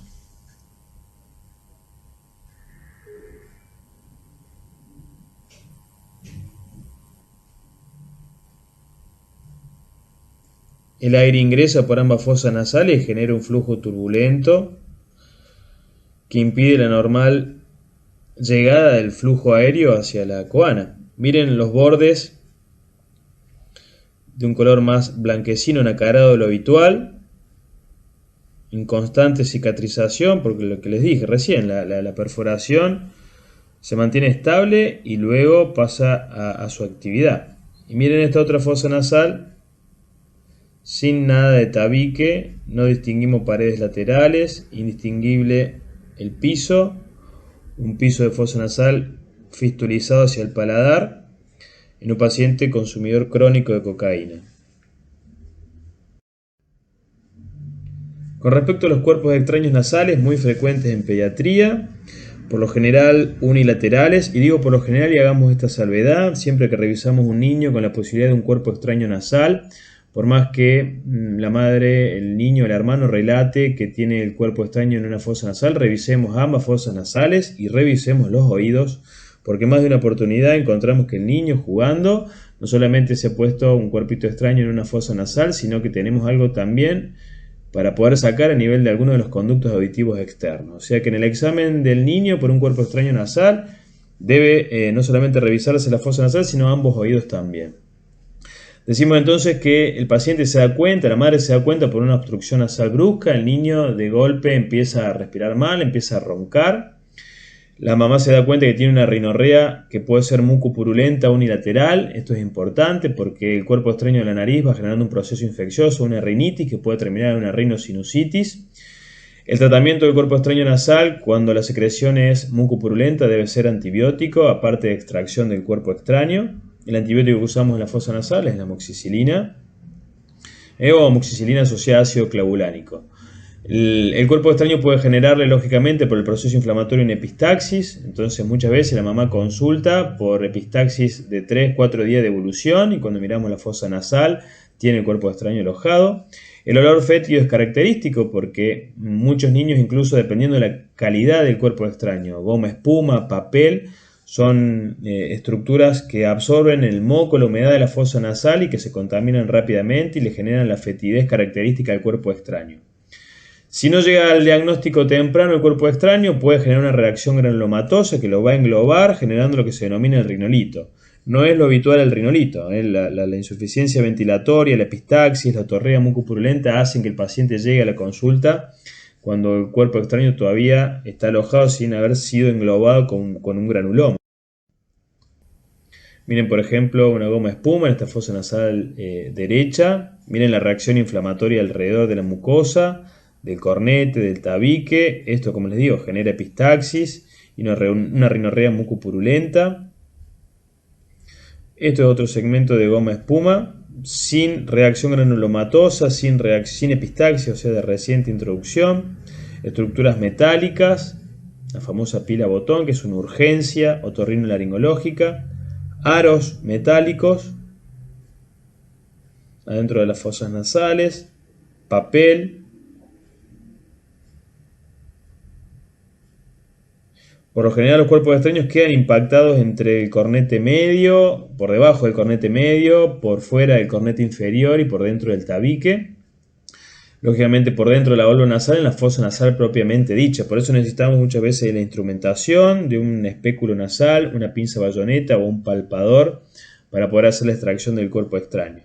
Como el cuerpo extraño sabemos que la extracción va a sangrar, al paciente le instilamos un vasoconstrictor tipo oximetazolina para evitar el sangrado o favorecer que no nos sangre después que manipulemos el cuerpo extraño, y anestesia local, que usamos la silocaína en spray. Otra patología en nuestra fosa nasal propiamente dicha que nos genera insuficiencia son las sinequias. Hacemos referencia a sinequia a aquellas adherencias fibrosas entre las estructuras de las fosas nasales. Se forman puentes de tejido conectivo entre, por ejemplo, el cornete inferior y el tabique, entre el cornete medio y el tabique, o entre los cornetes y las paredes laterales. Esto se da debido a una pérdida de la capa epitelial superficial que deja un tejido cruento. Se aproximan ambos tejidos cruentos y quedan fusionados por el tejido cicatrizal. Por lo general esto es frecuente luego de los traumatismos y luego de las cirugías endonasales. Miren este ejemplo, estamos viendo el tabique de este lado, cornete inferior, cornete medio. Miren cómo el cornete inferior está totalmente adherido al tabique en su fosa nasal izquierda, y miren en su fosa nasal derecha el cornete inferior cómo se ha adherido prácticamente en la totalidad hacia el tabique, y cómo el cornete medio lo mismo, una adherencia hacia el tabique. Esto genera una disminución en el paso a nivel del corredor inferior, que es por donde estamos transitando ahora, y del corredor medio. O sea que tiene una insuficiencia tanto inspiratoria como expiratoria nuestro paciente. Lo mismo la sinequia de la fosa nasal izquierda. Otro caso, miren una sinequia entre tabique, válvula nasal, al comienzo ahí a nivel de la cabeza del cornete inferior. Y lo mismo en su fosa nasal derecha, una sinequia entre el tabique y la cabeza y prácticamente todo el cuerpo del cornete inferior. El tratamiento de las sinequias es la resección quirúrgica. Hay que cortar estas bridas de tejido conectivo que se han formado y que han unido a ambas estructuras de tabique y de cornetes, y se colocan unos splits nasales, que son unas bandas de tejido siliconado, durante aproximadamente 10 días para evitar que vuelva a darse la fusión entre ambas estructuras. Los cornetes medios pueden neumatizarse en su interior y eso se denomina cornete medio bulloso. Ahora les voy a mostrar una tomografía de qué es un cornete medio bulloso. Y ese aumento en el tamaño del cornete medio puede bloquear su fosa nasal homolateral donde está alojado, lógicamente por un aumento de espesor. Entonces, al aumentar el tamaño del cornete medio, disminuye el paso aéreo a través del corredor medio. Cada vez que les hablo del corredor medio, hago referencia al espacio entre el tabique y el cornete medio por donde pasa el aire, e incluyo el meato medio, por debajo del cornete medio, entre el cornete medio y la pared nasal lateral. Y cuando hablo del corredor inferior, hago referencia al espacio entre el tabique, el cornete inferior y en el meato inferior. Por eso insisto en esto, porque es muy importante el corredor medio para la inspiración y es muy importante el corredor inferior tanto para la inspiración como para la expiración. Entonces, Cuando tenemos bloqueos que comprometen el cornete medio o bloqueos que comprometen al cornete inferior, nos hace pensar que nuestro paciente tiene dificultades para el ingreso o para el egreso de aire. Volviendo a esto del cornete medio, les digo, no solamente bloquea su fosa nasal por aumento de tamaño, sino que genera una desviación del tabique hacia la otra fosa nasal, con la consecuente obstrucción de la fosa nasal contralateral por desviación del tabique. O sea que un cornete medio bulloso me puede generar un bloqueo bilateral, por más que sea un solo el cornete el que me está afectando a la fosa nasal del paciente. No solamente genera bloqueo en la insuficiencia ventilatoria, sino también puede generar o favorecer la sinusitis, debido a que no solamente obstruye hacia el corredor medio el paso del aire, sino que obstruye el drenaje de los ostium de los senos paranasales hacia la pared lateral nasal.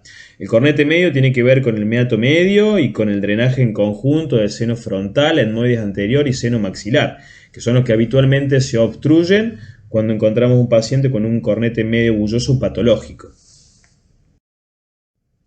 Miren la tomografía, sigamos el tabique nasal, esto es cornete inferior derecho, cornete inferior izquierdo, cornete medio derecho, cornete medio izquierdo, y miren en el izquierdo la neumatización que tiene, esa continuidad de aire junto al seno etmoidal homolateral. Entonces miren el aumento del tamaño y cómo aumenta, gana tamaño en su fosa el cornete medio de este lado, disminuye el del otro lado y genera esta desviación de tabique. Entonces esta fosa nasal no solamente está bloqueada por el cornete medio acá, sino que bloquea la otra fosa nasal por la desviación del tabique. O sea que es un paciente que tiene un bloqueo bilateral, o sea de ambas fosas nasales, y la causa, su origen principal, es ese cornete medio bulloso que ha generado esa alteración estructural. O sea que cuando corregimos quirúrgicamente esta fosa nasal, tenemos que corregir la desviación septal y tenemos que hacer la resección de la bula del cornete medio izquierdo para poder generar simetría en ambas fosas nasales. Lo mismo que los cornetes inferiores, miren cómo cuando tenemos espacio crece un cornete por sobre el otro, miren la diferencia de tamaño. La hipertrofia irreversible de los cornetes inferiores, hacemos esta división entre reversible e irreversible, porque aquellas patologías de tipo inflamatorias o no inflamatorias como las alérgicas van a generar ingurgitación en la mucosa del cornete inferior, que con tratamiento médico podemos revertir esta situación. Por eso hablamos de cornetes inferiores reversibles, que son las patologías obstructivas de tipo funcionales. En el caso de las patologías obstructivas por hipertrofia irreversible del cornete inferior, no hay tratamiento médico que haga regresar la mucosa del cornete. Ya ha quedado hipertrófico y el único tratamiento factible para nuestro paciente es la cirugía. Bueno, miren en este caso, en este paciente, estamos colocando vasoconstrictor. Esas lentinas están embebidas en silocaína con epinefrina. La epinefrina va a generar, o esperamos que genere, una vasoconstricción de la mucosa con disminución de su tamaño y no lo logramos. Miren, nuestro paciente después de la colocación de las lentinas sigue aumentado el tamaño del cornete inferior. El cornete inferior izquierdo, esto es tabique. Del otro lado lo mismo, cornete inferior, le hemos colocado vasoconstricción y sigue pegado al tabique, no hay forma de reducirlo con medicamentos. O sea que hay que hacer una turbinoplastia, operar el cornete. En este caso hemos optado por una cauterización de la mucosa. Miren cómo ha quedado permeable ahora la fosa nasal, vemos la coana en el fondo, cornete medio arriba. Y del lado izquierdo lo mismo, el cornete inferior operado, tabique en el centro y la coana al fondo. Han quedado ambas fosas permeables a expensas de la necesidad de tener que operar el cornete inferior. Hay diversas técnicas, en este caso hemos optado por la cauterización, pero podemos optar por la resección de la mucosa redundante, podemos optar por el decolamiento entre el plano mucoso y óseo del cornete, la fractura de los cornetes hacia laterales. Eso depende del caso y de la preferencia del cirujano.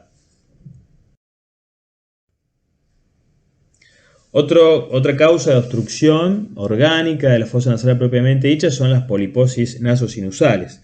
En las poliposis las vemos con mayor detenimiento en el capítulo donde vemos la patología obstructiva de tipo pseudotumoral. Son procesos inflamatorios crónicos inespecíficos de la mucosa de los senos paranasales y eso genera el crecimiento de la mucosa a modo de tumores benignos denominados pólipos. Clínicamente, lógicamente, van a cursar con obstrucción nasal, rinorrea de tipo acuosa. Va a generar alteraciones en la olfacción por bloqueo de la porción pituitaria. El aire no puede llegar hacia el techo de la fosa nasal por el bloqueo que le genera la poliposis. Lógicamente, si bloqueamos los ostium y los meatos, vamos a tener el consecuente proceso inflamatorio infeccioso de la sinusitis crónica o aguda. Y a la exploración les voy a mostrar una fibroscopía ahora. Vamos a ver esas masas redondeadas, blanquecinas, nacaradas, semitransparentes. Por lo general son bilaterales las poliposis. Lógicamente también les voy a mostrar el caso de poliposis unilateral. Y por lo general nacen en estas poliposis bilaterales de la pared lateral nasal, de los meatos, del meato medio, devenidos del etmoides y de ambas fosas nasales. Miren esta tomografía. Cornetes inferiores, senos maxilares y miren el bloqueo en los corredores y el contenido a nivel de los senos etmoidales de este aumento del espesor de la mucosa. E incluso el aumento de espesor de la mucosa del seno frontal derecho. Ahora vamos a ver en cortes coronales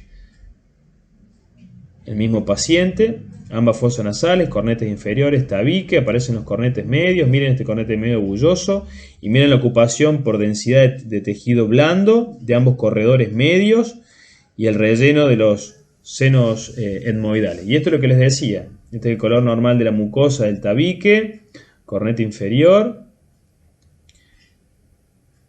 cornete medio allá, y miren el color blanco nacarado de las masas polipoides que cuelgan de la pared lateral nasal devenidas del seno etmoidal. Y miren cómo bloquea el corredor medio hasta el corredor inferior. En estos pacientes el tratamiento con corticoide local o sistémico hace que disminuyan las masas, pero no es un tratamiento definitivo.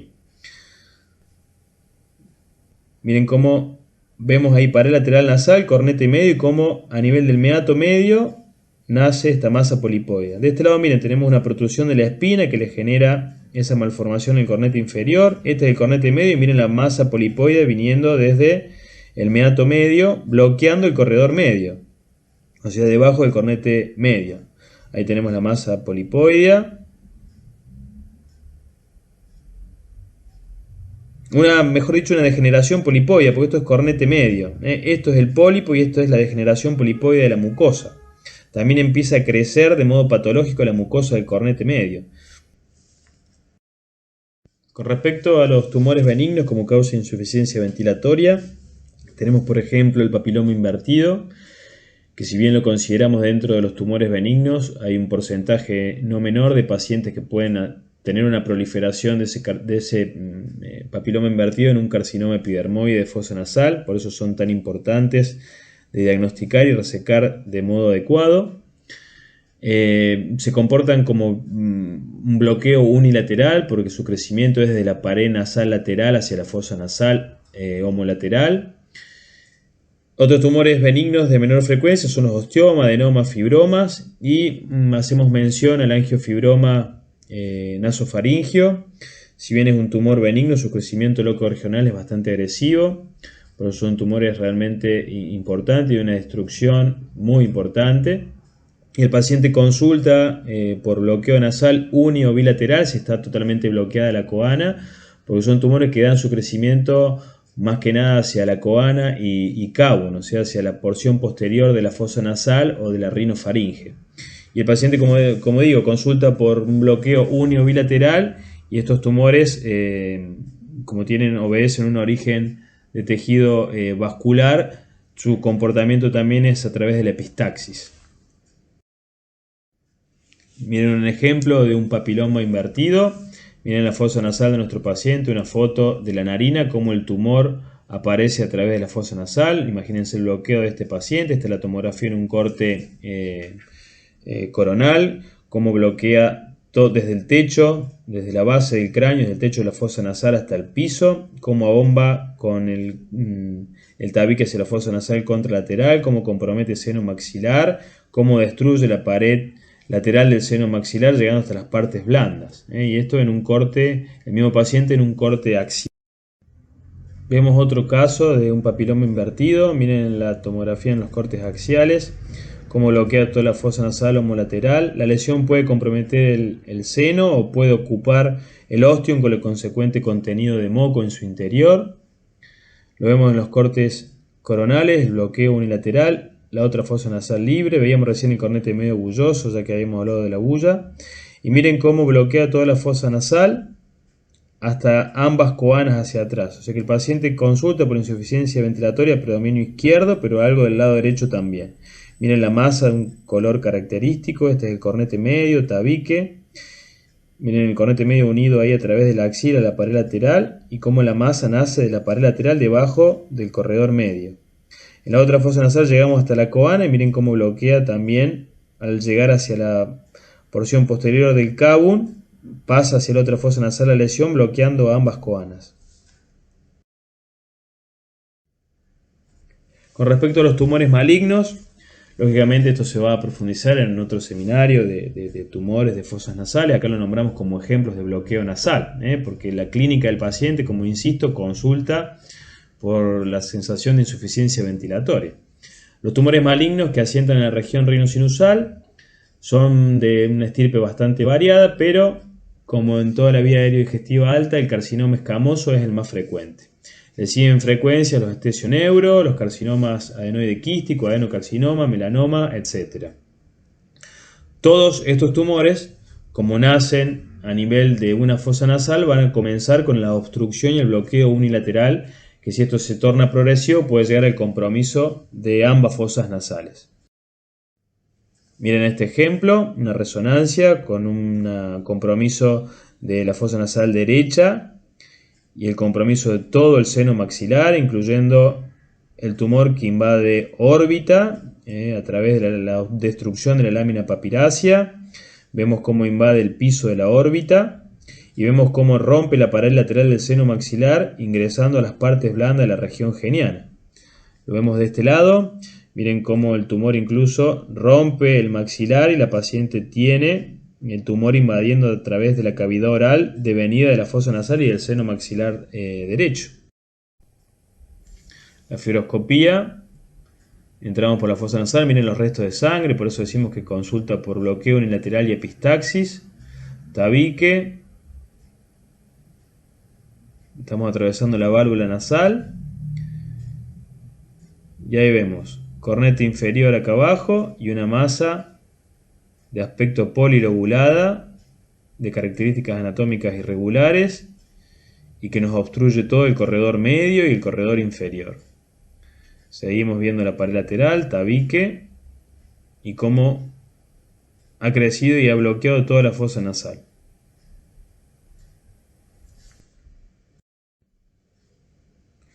Pasamos al siguiente campo de las obstrucciones orgánicas, haciendo referencia a las alteraciones rinofaringias, aquellas obstrucciones que se dan a nivel del cabo.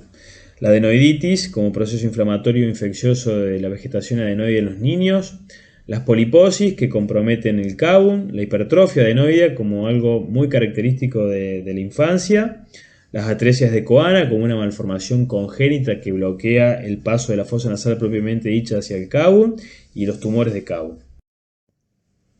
Entonces lo más frecuente de ver a nivel del cabo como bloqueo de la corriente aérea generando insuficiencia es la hiperplasia linfoidea.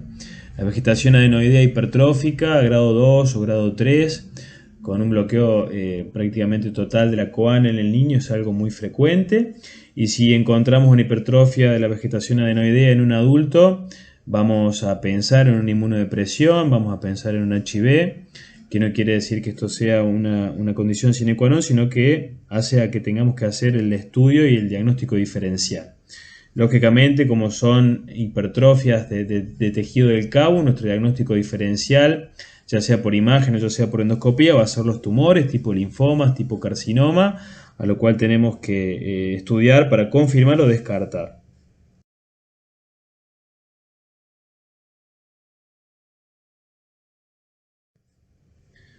La vegetación adenoidea tiene un espesor normal de 7 milímetros, empieza su crecimiento a partir del 9º mes de vida, acentuándose aproximadamente a los 3 años de vida, cuando se da la alteración o el cambio inmunológico en el niño, y va a empezar a involucionar a partir de los 5 años. Dependiendo del grado de crecimiento en milímetros y de su obstrucción a nivel del cavum, cuando nosotros solicitamos una placa de cavum para ver la permeabilidad de la rinofaringe, podemos clasificar esta hipertrofia adenoidea en grado 1 o lo que denominamos obstrucción leve hasta 1/3 de la luz. Grado 2, obstrucción moderada, hasta 2/3 de la luz. Y grado 3, la obstrucción acentuada, donde hay un compromiso de más de 2/3 partes de la luz de la rinofaringe, visto de perfil en una placa de cabo. El paciente, el niño, que no respira por la nariz y que no recibe un tratamiento adecuado, estoy haciendo referencia a aquellas vegetaciones grado 2 o grado 3, van a presentar una alteración en el desarrollo del macizo cráneo facial, desencadenándose en estos niños la denominada fascia adenoidea. Y esto está caracterizado debido a la respiración bucal en una cara más longilínea, alargada en sentido vertical, de labios superiores pequeños, los dientes superiores en paleta, así lo denominamos a esos dientes, esos incisivos de un crecimiento mucho mayor con respecto al resto de los dientes. Una mala oclusión dentaria, digo esto porque incluso el paciente es derivado a la consulta otorrinolaringológica por el odontólogo, quien le está haciendo la ortodoncia y da cuenta de esta característica del paladar ojival, y el hundimiento de los malares. El niño tiene los hombros caídos y hay una rectificación cervical, lo que hablamos al principio de la clase. Nosotros en una placa de Cowen no solamente vemos la obstrucción del Cowen, sino llegamos a ver la rectificación de la columna cervical.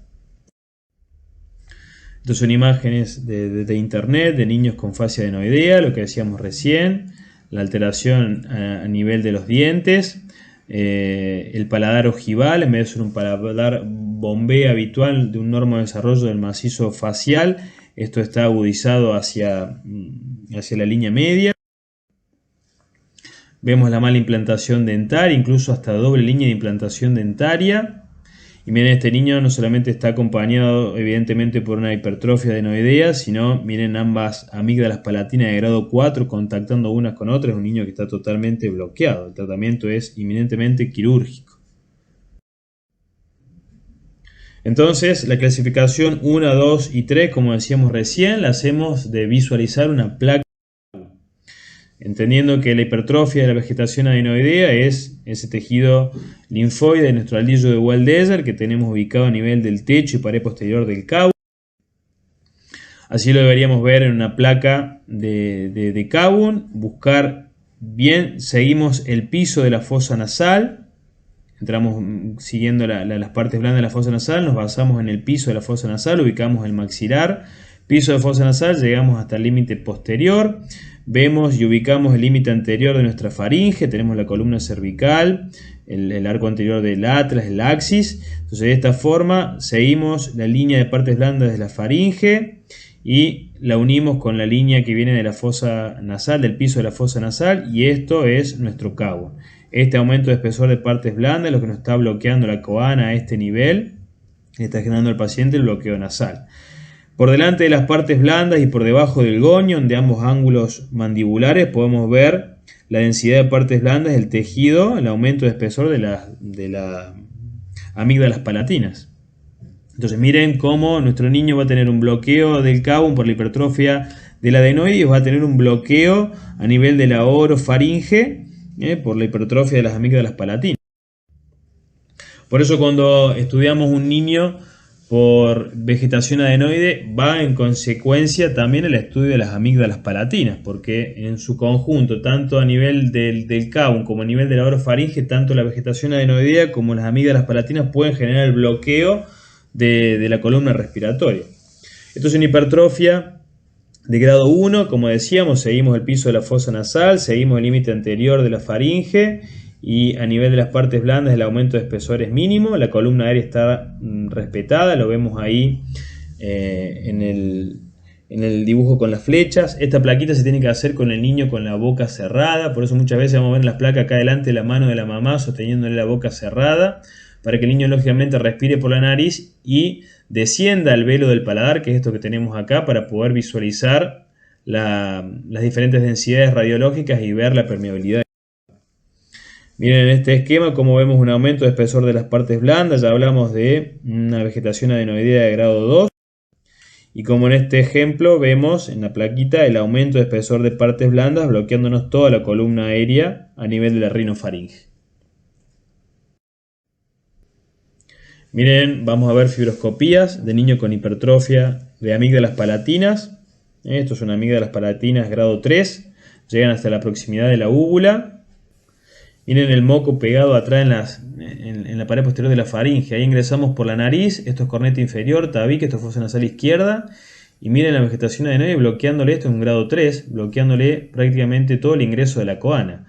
Con un moco permanente, esto es el biofilm que tienen las bacterias que conviven ahí en la vegetación adenoide, que generan esa mucosidad crónica y permanente.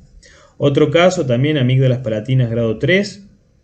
Miren cómo se van hacia atrás colaborando con el bloqueo. A través de la fosa nasal, esa rinorrea mucosa permanente sobrevenida de una adenoiditis. O sea que no solamente la adenoide está bloqueando por su característica anatómica, sino miren el moco permanente, que esto también la consulta la madre te lo refiere: doctor, tiene un moco permanente, le sale moco todo el tiempo, escupe moco por la boca, le sale moco todo el tiempo por la nariz. Este moco es producido lógicamente a nivel de esta estructura de adenoides. La cirugía consiste en la resección de esta vegetación, la que veíamos recién en la fibroscopía. Vemos cómo hemos resecado el adenoides con un adenótomo y estamos cauterizando por vía endoscópica con una pinza bipolar angulada para evitar nuevamente el crecimiento. Si nos queda algún remanente de tejido adenoideo, va a volver a proliferar y nos va a volver a bloquear el cabo. De esta manera, con la cauterización endoscópica, nos aseguramos que nuestro paciente no va a volver a tener un bloqueo por adenoide. ¿Ven cómo cauterizamos los restos de adenoide? Ahí a los costados vemos los rodetes tubarios, que tenemos que tener cuidado de no lesionarlos, tanto con el curetaje con el adenótomo como con las cauterizaciones. Miren el otro rodete del otro lado. Entonces, a medida que avanzamos, vamos cauterizando toda la zona cruenta donde hemos realizado la adenoidectomía. Vamos secando con una torunda y ahí vemos la permeabilidad que vamos dejando en la fosa nasal.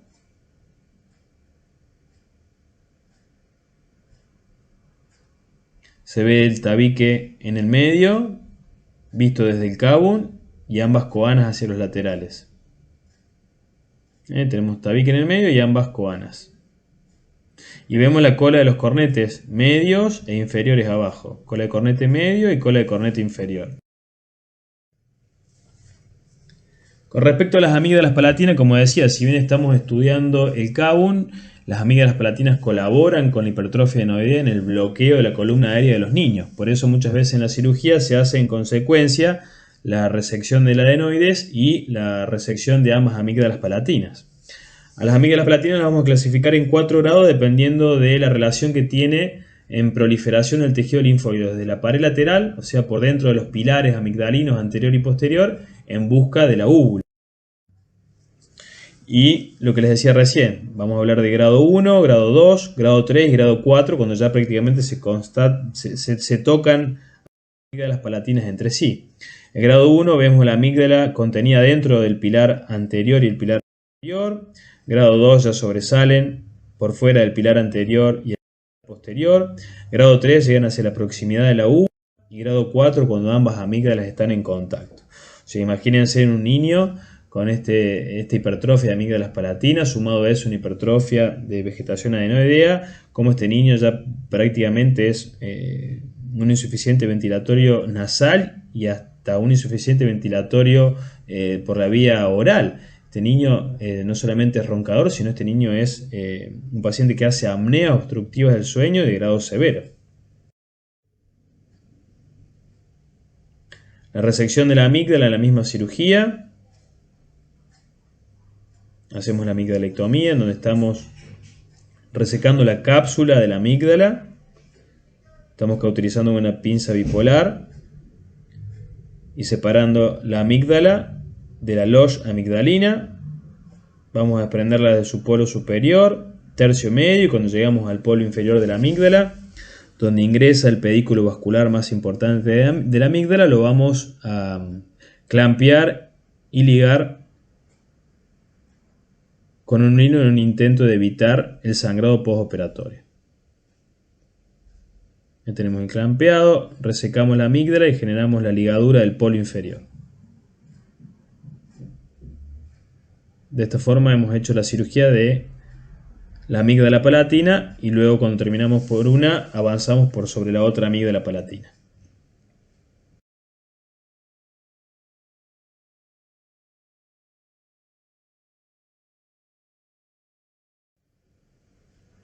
Otro ejemplo de bloqueo a nivel del ingreso del Cavum es la atresia de Coana. La atresia de Coana, como dijimos, puede ser unilateral o bilateral.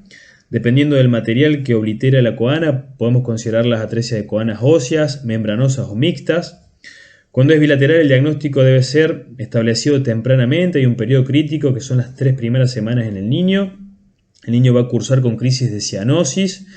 Y lógicamente la cianosis va a aparecer cuando el niño deglute, cuando la madre le da de tomar la teta, porque el niño que debe respirar por la nariz y debe tomar la teta por la boca de modo consecuente, o sea, el niño puede tomar la teta sin necesidad de respirar, de frenar, de tomar la teta para poder respirar, porque lo puede hacer tranquilamente por la nariz al mismo tiempo. Entonces, en ese niño que tiene bloqueadas las coanas por una atresia de coana, o se alimenta por la boca o respira por la boca. Entonces, cuando se está alimentando vamos a entrar a darnos cuenta de la cianosis que va adquiriendo el niño, porque lógicamente para poder alimentarse no puede respirar. Cuando la atresia es unilateral, puede pasar desapercibida, como decíamos al principio de la clase. El diagnóstico realizarlo cuando el niño tiene 3, 4, 5, 6 años y la madre da cuenta de un bloqueo unilateral con rinorrea unilateral. En esta foto vemos un niño con una atresia bilateral de coana y la necesidad de tener una sonda orogástrica para poder alimentarse y la necesidad de colocar estas cánulas o estos biberones para poder mantener la cavidad oral y la orofaringe permanentemente abierta para que el niño respire. Esto es un tratamiento de sostén durante los primeros días hasta que se planifica la cirugía, hasta que se estudia bien el caso, pero este niño requiere de una cirugía inmediatamente estando ya en la neonatología para poder resolver el problema ventilatorio. Es importante tener en cuenta cuando estamos enfrente de una atresia de coanas la posibilidad de que esto pueda estar asociado a otras alteraciones genéticas, como es el síndrome de Charge, causado por un trastorno genético y que sus iniciales en inglés hace referencia a la C a coloboma ocular, H cardiopatía, A de atresia de coanas, R de retraso de crecimiento o desarrollo, G de hipoplasia genital y la E de anomalías del pabellón auricular o sordera. Miren una fibroscopía de un niño con una atresia unilateral. Ahí estamos viendo la fosa nasal izquierda. Esto es corneta inferior, tabique, permeable la coana. Estamos viendo la pared posterior del Cavum con una hipertrofia adenoidea que no le bloquea todo el Cavum, que es una hipertrofia adenoidea grado 1. Y ahí estamos en la fosa nasal derecha. Esto es tabique, esto es corneta inferior y vemos totalmente cerrada la coana. Lo vemos tapizado de mucosa, pero no sabemos si atrás hay un tejido conectivo membranoso o hay tejido óseo. Eso lo vemos por tomografía. Pero miren cómo empujamos ahí con el aspirador y hay un tejido que nos cierra y nos oblitera la totalidad de la coana.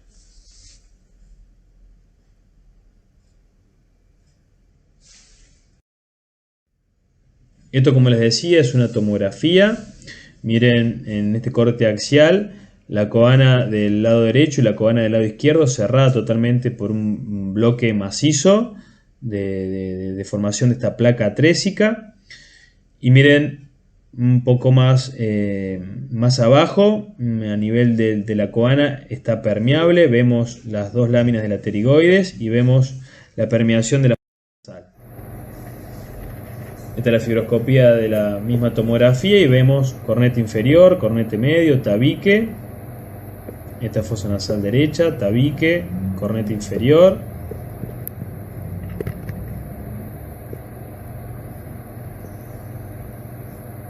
Y vemos cómo en el fondo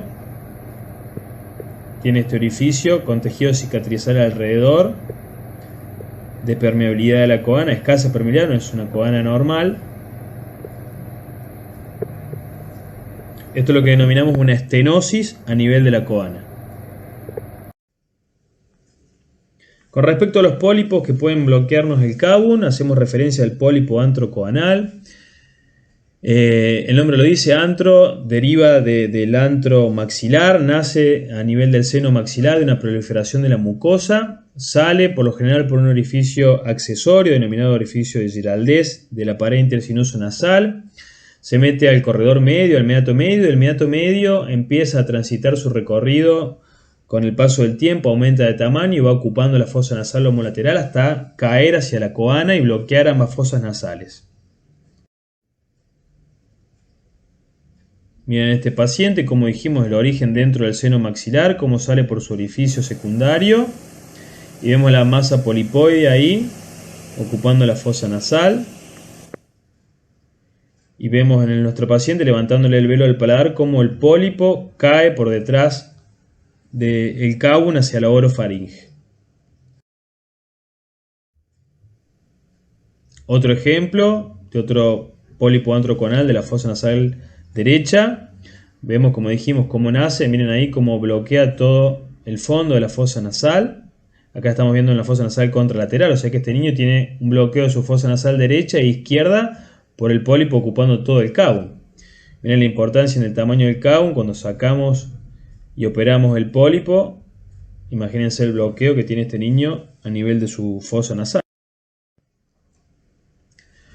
Cuando hacíamos referencia a los tumores, dijimos tumores benignos pero de comportamiento agresivo. Vamos a tener también, vamos a desarrollar este tema con mayor detenimiento en otro seminario. Acá lo nombramos como causa de insuficiencia ventilatoria al angiofibroma nasofaringeo juvenil. Dijimos que es este tumor histológicamente benigno que se da en los varones adolescentes.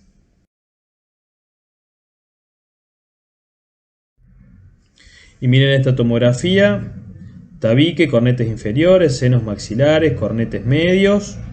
Y miren cómo empieza el bloqueo y la destrucción de todos los tejidos óseos circundantes de esta masa heterogénea. No solamente ocupaba la fosa nasal, sino la fosa pterigomaxilar. Y en la fibroscopía vemos esta masa polipoidea hipervascularizada, característica esta de los angiofibromas. Y miren el bloqueo que le genera a la fosa nasal izquierda.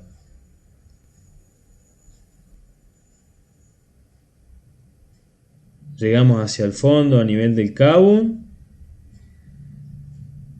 Estamos viendo desde el cavum hacia abajo el hipofaringe cómo este tumor nos bloquea toda la fosa nasal homolateral.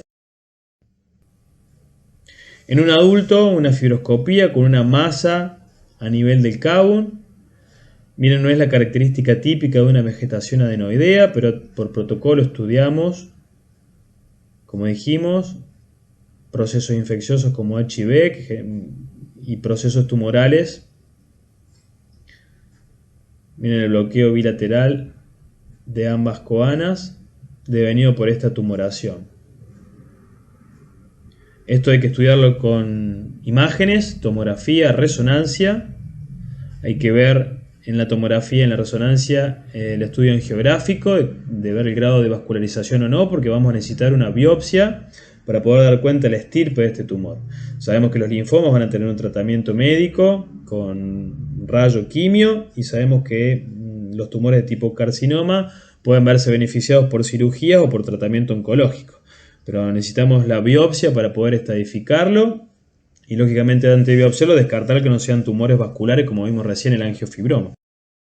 Y para poner un ejemplo, insuficiencia ventilatoria cuantitativa de tipo funcional por enfermedad de la mucosa, por alteración mucociliar de las estructuras internas de la fosa nasal. Les voy a poner un ejemplo de una rinosinusopatía medicamentosa, donde vamos a ver en el paciente la alteración de la mucosa, un color blanco nacarado, apagado, la característica de la sequedad de la mucosa nasal, por abuso crónico de vasoconstrictores y antihistamínicos devenidos de una insuficiencia ventilatoria que inicialmente seguro ha sido transitoria y el paciente siguió consumiendo la medicación. Miren el ingreso a la fosa nasal con las costras en corneta inferior, en tabique. Vemos que no hay humedad en la fosa nasal, está totalmente seca la mucosa. Empezamos a ver algo de brillo en la mucosa y humedad a nivel del cavum. No hay alteración anatómica en las estructuras endonasales de este paciente. Miren esta otra fosa del lado derecho, las costras, incluso llegando hasta a querer generar una sinequia entre el corneta inferior ahí y el tabique. Y esto, como le decía recién, por uso crónico y abuso de vasoconstrictores y antihistamínicos endonasales.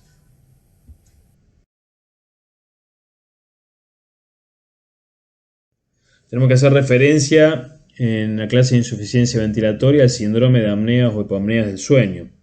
Esto se da a cualquier edad. La mamá te lo refiere del niño, el adulto joven o adulto mayor con insuficiencia ventilatoria lo refiere con mayor frecuencia por la roncopatía y el problema que le ocasiona tanto el paciente como la pareja que está acostada al lado de él y que no puede descansar durante la noche. Es una afectación de la vía aérea superior en aquellos lugares estrechos, ya sea por bloqueos orgánicos como estuvimos viendo recién, o en aquellos lugares de partes blandas como el espacio retropalatino, la hipofaringe, que también generan estrechez en la vía aérea superior, o vibraciones por la flacidez de las estructuras generando o colaborando con el ruido de la roncopatía. Y lógicamente estas estrecheces favorecen a la abolición del flujo aéreo denominado apnea. ¿Cómo definimos a la apnea? Aquella interrupción al flujo de aire en la vía respiratoria durante más de 10 segundos. Y dependiendo de las veces que se da la apnea por hora, las podemos clasificar en trastornos leves, aquellas apneas que van entre 10 y 20 veces por hora, trastornos moderados, aquellas apneas que se repiten entre 20 y 30 veces por hora, y trastornos severos, las apneas que se dan más de 30 veces por hora. Las manifestaciones clínicas más importantes son variadas, tienen que ver con el ronquido, las apneas, los arousales, sueños inquietos, movimientos de piernas, sueños fragmentados con despertares frecuentes, sueños no reparadores, somnolencia diurna o fatiga. La mamá te dice que el niño no rinde en la escuela, la maestra le dice que es un niño desatento, que se duerme en el aula, el paciente adulto te refiere a problemas en su trabajo, una fatiga crónica, accidentes laborales sobrevenidos de un mal descanso nocturno, cefaleas nocturnas y matutinas, sequedad y odinofagia matinal debido a la necesidad de respirar por la boca. En la esfera psíquica hay alteraciones de la personalidad, irritabilidad, depresión, bradipsiquia, capacidad intelectual disminuida o alteración en la memoria. Genera alteraciones en el aparato cardiovascular con hipertensión, arritmia, hipertensión pulmonar, isquemia, alteraciones cerebro y renovasculares, impotencia sexual, trastornos laborales como dijimos y enuresis. Con respecto a los factores responsables de estos síndromes de apnea y hipopnea, los factores locales nasales, todo lo que estuvimos viendo recién, cualquier cuadro de obstrucción orgánica en la fosa nasal. Alteraciones craneofaciales como la micrognatia, la retrognatia, macroglosias o alteraciones coanales. Dentro de los factores locales también la característica del paladar duro, blando, la musculatura palatofaringia, las características del volumen de los diferentes sectores del anillo de Waldeyer, o sea, características de obstrucción de la vía aerodigestiva alta y fundamentalmente de la nariz, como veíamos recién. Diámetro y anatomía y colapsabilidad de la hipofaringe, de las diferentes regiones laringias, de los segmentos iniciales de la vía aérea inferior también son responsables, o sea que no solamente la nariz, sino que faringe y laringe tienen importancia en este cuadro. Las parálisis cordales, las laringomalacias, las traqueomalacias o estenosis subglóticas en el niño también son responsables de este síndrome. El diámetro del cuello es un factor regional y es muy importante, es típico. El paciente relata un aumento, por ejemplo, abrupto de peso en los últimos años, en los últimos meses, con una acentuación en la roncopatía. Y el tratamiento, lógicamente, es multidisciplinario. Nosotros podemos tratar una insuficiencia ventilatoria nasal como causa del síndrome, pero si nuestro paciente no regulariza su grado de sobrepeso o obesidad, va a seguir con la colapsabilidad de la vía aérea y sus apneas e hipopneas. Los estudios complementarios, la rinofibrolaringoscopía, súper importante para valorar el calibre y las características de nuestra vía aerodigestiva alta. La rinodébitomanometría como estudio funcional para valorar obstrucciones y flujo y presión de vía aérea. Las placas de cráneo, tomografía de macizo cráneo facial. La polinsomnografía y la videosomnoendoscopía son estudios muy importantes a la hora de valorar las obstrucciones y las apneas obstructivas del sueño. Y para terminar el tratamiento del síndrome, lo dividimos en tratamiento médico y tratamiento quirúrgico. Hacemos referencia en el tratamiento médico a la corrección de situaciones de sobrepeso, obesidad, como hablábamos recién, alteraciones metabólicas y hormonales. los dispositivos de presión positiva continua de la vía aérea, el famoso CPAP, los dispositivos orales de aquellos reposicionadores mandibulares, elevadores velopalatinos, dependiendo del caso de nuestro paciente, diferentes prótesis para apertura de la vía aérea durante el sueño. Y el tratamiento quirúrgico, la cirugía nasal, la corrección de todas las estructuras que estuvimos viendo recién como causales de bloqueo al paso del flujo o al acondicionamiento del flujo aéreo, cirugías por hipertrofia del anillo de Waldeyer, paladar y orofaringe como la úvulo-palatofaringoplastia y reducción del tamaño lingual, hipofaringe y maxilofacial. Bueno, acá terminamos con la clase de insuficiencia ventilatoria. Lógicamente cada tema puede ser ampliado y desarrollado en su capítulo respectivo. Esto es una idea de todas aquellas alteraciones estructurales y funcionales que nos pueden estar generando el bloqueo de la fosa nasal. Muchas gracias.